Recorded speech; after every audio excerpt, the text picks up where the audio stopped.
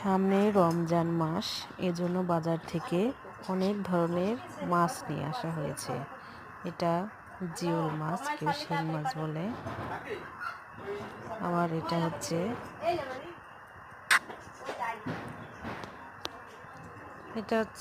চেলা মাছ।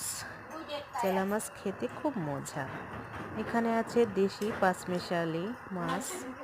এই মাছটাও খেতে খুব মজা। যেহেতু এটা হচ্ছে বড় একটা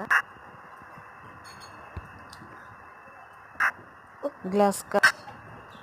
এখানে বিভিন্ন ধরনের মাছ আছে, যেহেতু সামনে রমজান মাস, সেই উপলক্ষে বাজার করা হয়েছে।